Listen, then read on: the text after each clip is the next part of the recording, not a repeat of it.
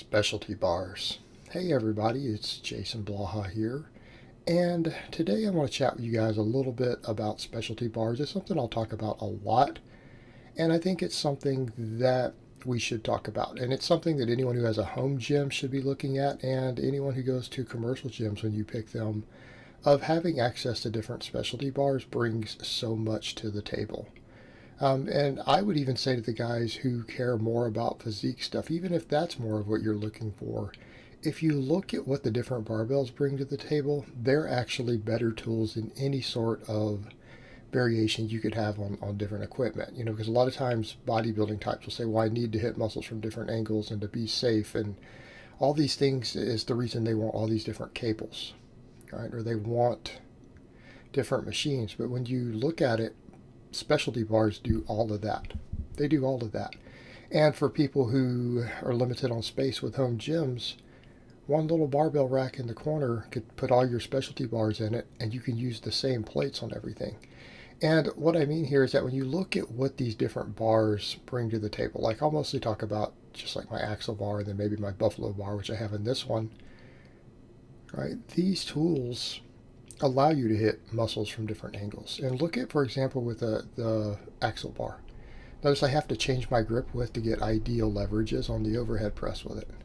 It makes me focus more on my forearms. So, I mean, again, guys, you're chasing a look. You don't think bigger, thicker forearms matter? And I personally feel that this particular bar is even easier on my shoulders. Right, it's easier on my shoulders. It's more comfortable with a slightly wider grip for me, and almost dictates it, which allows me to lock a little harder at the top. Because my ideal leverage, for example, with a standard bar is actually even narrower.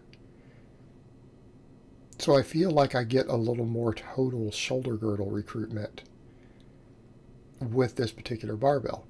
By that same token, if I overhead press with my football bar, I feel a lot more of my upper chest. And when you look at what these tools bring to the table in terms of injury prevention, they're both easier on the shoulders in theory than a standard bar, depending upon different positions. Also, this one, it's slightly more awkward to use. They're actually both more awkward to use in certain ways. They require more stability. So for people who are looking for different muscular development, let's say just for an overhead press, these different barbells give you different tools. Also, because they work the shoulders different and put different stress on the joints, rotating through them can prevent overuse injuries. And again, we also come over that point of bodybuilders, and other people will talk about needing to rotate exercises or work different parts of the muscle. Well, if you're going to do overhead pressing, having access to just these three different barbells gives you three different movement patterns for the overhead press. They all work your upper chest and shoulders and things at different ratios and angles. And again, if one starts to hurt, you can switch to a different barbell, and usually that fatigue and tendon fatigue and stuff goes away. All right, so we work different muscles, we prevent overuse injuries, things like that. All right, that matters a lot, because if we can do those things and we can prevent overuse injuries, we can train with more volume. Same thing coming up, you'll see me using the buffalo bar. Why do people use the buffalo bar, the bent bar? Well, because it transfers 100% to a competition max. In other words, a power lifter who maxes out on it can lift the exact same weight. This has been tested by a number of coaches, and they have lifters going into a comp or whatever using the buffalo bar, and then maybe 2 weeks from competition switch to a straight bar. Their maxes stay the same with the barbell. It's the same weight because it has the exact same bar path, but it is slightly easier on your shoulders, especially when you pull in super tight. Squatting can be tough on the shoulders. The buffalo bar prevents that. Also, for people who wanted a longer range of motion on a bench press, well, there you have it. That barbell puts a longer range of motion on the bench press. Longer range of motion on the bench press. So it gives you another tool for bench pressing. Again, for a lot of times guys will use dumbbells because they want a deeper stretch. That's the reason you would use a dumbbell. Well, the buffalo bar will allow that on the bench. So they give you different exercise variations, and a lot of these variations are things that are easier on your shoulder joints than traditional movements. A lot of these tools are created to be shoulder savers. Now, see me here doing rows with this. with this axle bar. They're harder. It trains your grip more. Trains your grip more. And a Pendlay row, though, because it's still a lighter exercise and you're forced to use a lighter weight to get the same back development you would on other rows that are sloppier. In fact, I would argue it works better. Particularly if you're trying to build, say, rhomboids, rear delts, things like that, it's superior to a cheat row for those, rep for rep. Again, grip training. More grip, more forearms.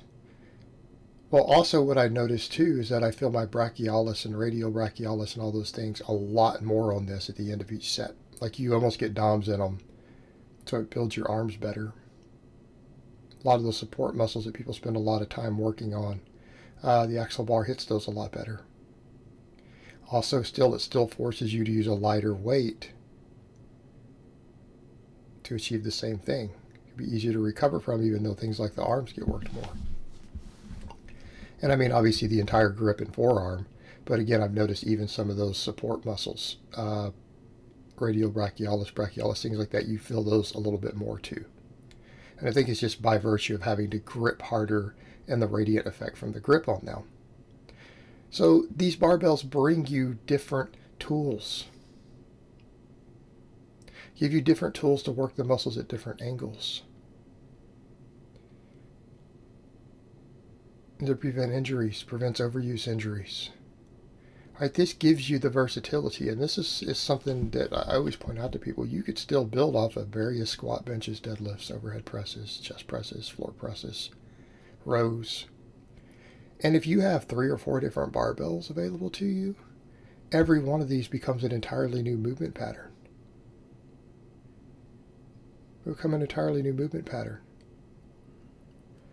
Same thing you saw me using chains on the bar. What happens when you have access to chains? We create whole new movement patterns. So if on every one of those basic lifts,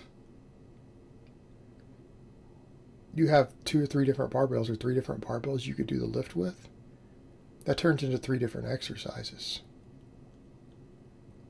And they all work the muscles at a different angle. So if you're trying to maximize your overall development, you have different tools right there. With the same basic movement pattern, we have a new exercise. And it will work the muscles at different angles and ratios for the guys who are trying to get bigger, thicker, avoiding overuse. All right, these things bring so many different tools to the table. Same thing when we start seeing me add chains. What happens when you have a chain set? We now have a plethora. We just doubled our different exercises we can do because the strength curves change. And people also forget chains can replicate dumbbells for a lot of movements. So what I would always remind people when they think, well, people with home gyms, they don't have access to a lot of variation if they're just using barbells and plate type stuff. Well, no, that's not true at all. You do. Because these barbells, you can add them one at a time, and some of them are really cheap. Good axle bar, you can get less than $100. But you can create the different angles that you need to comfortably do different exercises. You can create the different angles you need for thorough development. You can create the different angles you need to avoid overuse. They bring so much. And in fact, I would say this is what you should be looking for in a gym. When you go to a gym that you want to join and train at, you shouldn't be worried about what machines they have. You need to be looking at what barbells they have. Do they maybe have some chain sets? Do they have a glute ham raise? These are the tools that give you exercise variation. This is how we break through the problems of minimalism. All right, these are fantastic devices that different coaches and lifters and people have developed over the years. And I honestly believe this is where the real magic happens. Right? It's not necessarily machines. It's not your cables. It's these different barbells. It's these different barbells. And then in addition to things like bands and chains. All right? This gives you the versatility of tools that none of this other stuff can compare with. It can't compete with it. It really can't. And when you understand that and you look at the different applications, that makes sense. Alright guys, but that's really all I have to say on that today. I hope it's been informative, and I will talk to you guys next time.